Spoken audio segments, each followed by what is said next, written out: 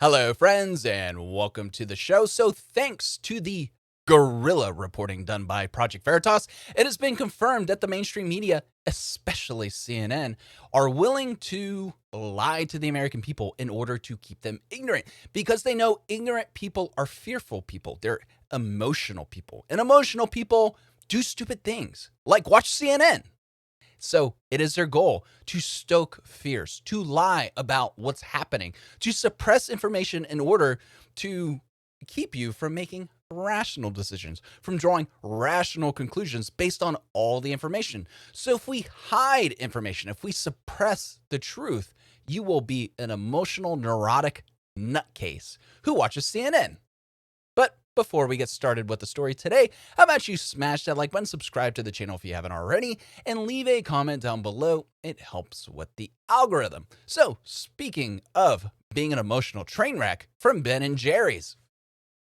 The murder of Daunte Wright is rooted in white supremacy and results from the intentional criminalization of black and brown communities.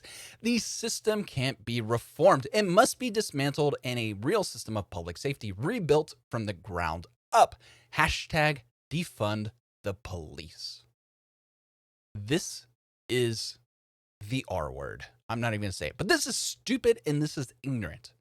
And in fact, it is extremely racist. You're removing the autonomy from the black and brown communities. You're saying that they're too stupid, they're too ignorant to take responsibility on their own. It is white supremacy that Daunte Wright robbed a woman at gunpoint, sexually assaulted her for $820, then violated the terms of his bail by not staying in contact with his parole officer or with his bail, whoever he was supposed to talk to, and was also in possession of a weapon.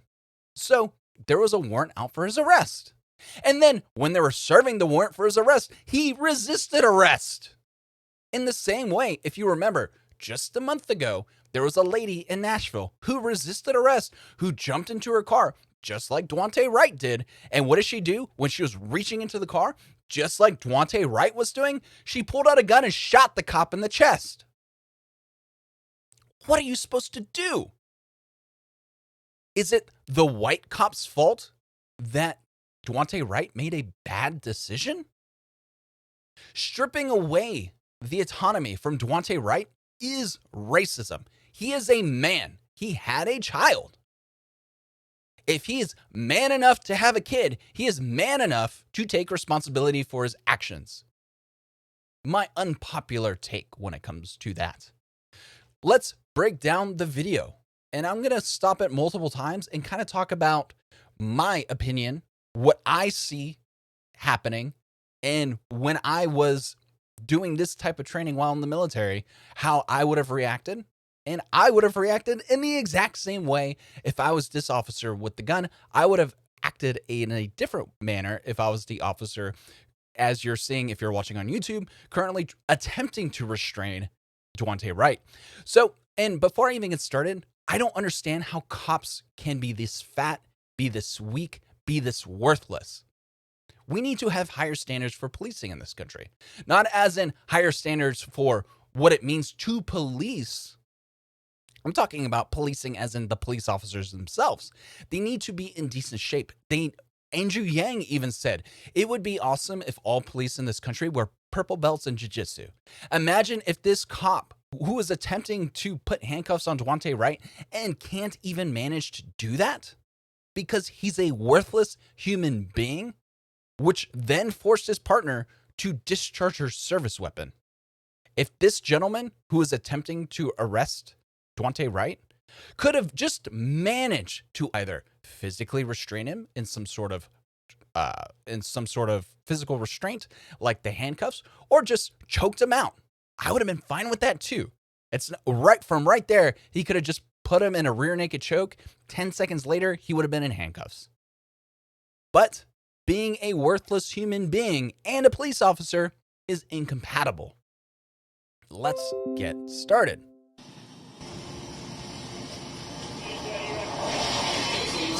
So you see the cop, he's struggling with the handcuffs. Cops need to spend more time with handcuffs. This looks like me trying to handcuff somebody, because guess what? That's not my job. That is not something I'm comfortable with doing. Guess what? I'm going to have to be looking at my hands, trying to figure out what's going on, because I'm inexperienced at what I'm doing.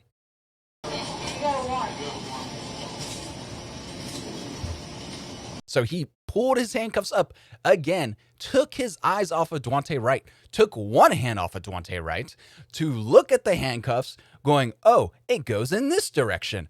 Let me attempt to handcuff him again. He still can't figure out how to handcuff him. So we're 16 seconds into the clip. In that entire 16 seconds, that police officer has been attempting to handcuff Daunte Wright and has failed to do it. Boom, 17 seconds in, Daunte Wright then flails like the inflatable arm flailing tubeless person from Family Guy that you see at your local car dealership, and then hops into the car.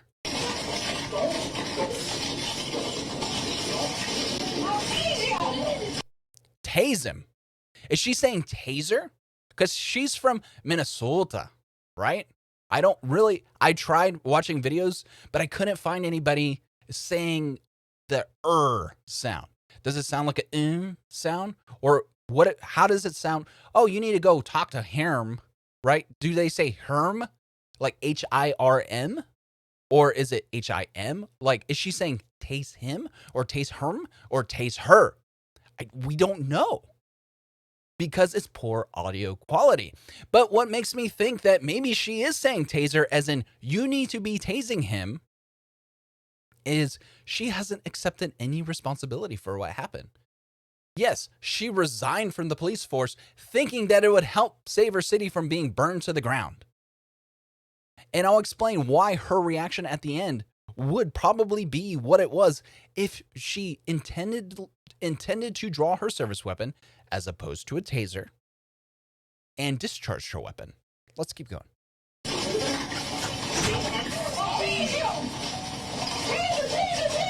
So she could be saying taser, taser, taser, as in, you stupid SOB, you need to be tasing him. She was a training officer. She was on the force for 26 years. So I would understand the argument of people saying, oh, you're going to know the difference between a Glock and a taser, especially if it was your job to train people. But you have people like Steven Crowder going, well, this is probably a reason why women shouldn't be police officers. She probably would have been a really good dispatcher. But what if she knew she had her Glock in her hand? What if she knew that this person was wanted for armed robbery and violated his bail because he had a gun? So she knew there is a possibility that this gentleman may have a gun. He jumps into his vehicle. She doesn't shoot him when he's facing her. She shoots him when he turns and it looks like he's reaching for something. Because as a cop, you don't know what he's reaching for. It is not your job to be omnipotent, to see the future. It's not your job. At the end of the day, it is your job to survive.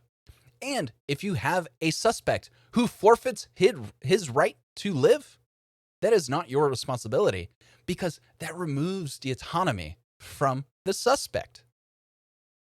Let's continue. And she shoots him when it looks like he's doing something with his hands. And it's really hard to tell what he's doing because they have these potato quality. He has something in his hands. There's something in his hands right there. What is in his hands? Is it a cell phone? I don't know. Is that a gun? I don't know. Would she know? Probably. Well, maybe. Her eyes definitely have more than half a megapixel image quality for sure. But think about it. You reach down and you have something in your hands. If I recognize that as something shiny and metallic, black as in what a Glock would look like, or that Ruger 45 that he's been known to flash off in videos that's silver and black, guess what? I'm pulling that trigger because guess what? I have a kid that I want to come home to. That is my job to survive. It's my job to protect and serve. And it's also my job as a father, as a parent, to survive. Because at that point, fella, you forfeited your right to live. Let's keep going. So right there, she shoots him and goes, "Holy S."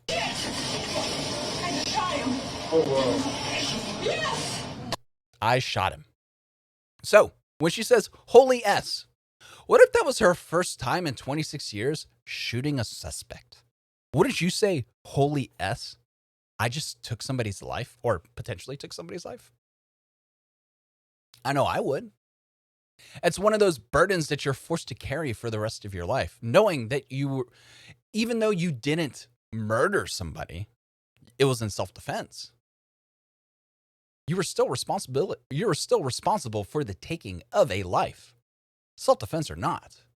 It's still a burden she will now have to carry, even if when it's all said and done, he did have something in his hands. She was completely justified. She was saying tase him as opposed to taser, or her command of taser would have been him drawing the taser and tasing him, because you don't see the conversation that happened beforehand. What if they talked about their use of force procedure during this interaction? Hey, this guy is wanted on weapons charges. This guy is a violent criminal. He's willing to rob women at gunpoint. It's funny. All the martyrs recently for Black Lives Matter are someone who robbed a woman at gunpoint, whose partner then pistol whipped that woman in front of her child. That was George Floyd. You have Jacob Blake, who raped his girlfriend and was attempting to kidnap her children. And now you have this gentleman who robs a woman at gunpoint, chokes her, and sexually assaults her during that encounter. So how about we find better people?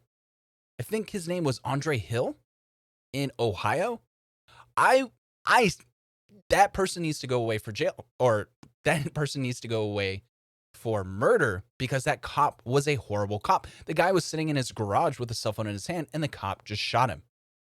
There is no reason for that needless death. But for this, resisting arrest. They knew he was wanted for a weapons charge. He was reaching for something. What is a reasonable person supposed to do? And I'm just using the reasonable person standard. Let's jump over to the Daily Mail. Daunte Wright had a warrant out for his arrest for attempted aggravated robbery after choking a woman at gunpoint for $820. Daunte Wright was shot dead by Brooklyn Center police officer Kimberly Potter Sunday after he was pulled over for expired license plate tags. So it had nothing to do about air fresheners on the rearview mirror, guys. You had expired tags. They pulled you over. They're going to give you a ticket for that. And it's not just that. Kimberly Potter was doxxed by BLM activists. They released the information of where she lived. That's bananas. Do you want to know what terrorism is? Violence in the name of political change. Attacking somebody's home to try to coerce the city to do something. And guess what? BLM is actively involved in terrorist tactics throughout the country. DailyMail.com can reveal that Wright 20 had a warrant out for his arrest for attempted aggravated robbery charges at the time. Charging papers allege Wright and a second man attended a party in December 2019 at the home of two women in Osseo, Minnesota. The women allowed the pair to crash after they said they didn't have a ride home. The next morning, after one of the women went to withdraw $820 in rent money, Wright allegedly held her at gunpoint and demanded she give him the cash. His bail was originally set at $100K with orders that he should not contact the victim or any witnesses, refrain from drugs and alcohol, and not have any weapons. It was revoked in July last year due to his failure to not possess a firearm or ammunition. So there you go. So when they run his information and go, this guy has a warrant out for his arrest because he violated the terms of his bail by being armed, that is a problem. Because as soon as he jumps into the car and reaches for something, guess what? Their spidey sense is going to go off. This guy violated the terms of his bail by having a gun. What if he has that gun with him right now? What is he reaching for? What is so important for him to jump into his car and reach for other than a gun? That is not their job to find out what he was reaching for. It may have been a talking stick because he just wanted to get a word in edgewise, but it is not their job to find out what that is. It is your job at that point to survive because Daunte Wright forfeited his right to live. DailyMail.com has also learned that online speculation that Wright did not know there was a warrant out for his arrest is false. So Daunte Wright knew he was going to jail for a weapons charge. He knew he was going to jail for violating the terms of his bail for having a weapon, which I think adds another layer to the crime of which he was originally being charged for, which is aggravated robbery at gunpoint. And during that interaction, he sexually assaulted that woman by trying to retrieve that $820 from her bra. So that's aggravated sexual assault with a weapon. And you're going to make this guy out to be the victim? No. That's not how it works, guys. By trying to make this guy out to be the victim, it would be implying that he was too stupid to take responsibility for his actions. Is he too stupid to reproduce? He had a kid. This is ridiculous. He should have known better. He was a man. He had a child. And you're trying to put all the blame on the police? Yeah, I blame that first cop for not handcuffing Daunte Wright in the 16 seconds. In the first 16 seconds of that video, Daunte Wright should have been handcuffed. That cop was incompetent. Having to take a handoff to look at your hand and go, oh, this is the way handcuffs work. Incompetency. Mrs. Potter, I don't know if she's married or not, Kimberly Potter. Officer Potter, we'll say that. But now she's a civilian, so former Officer Potter. What if she did everything right?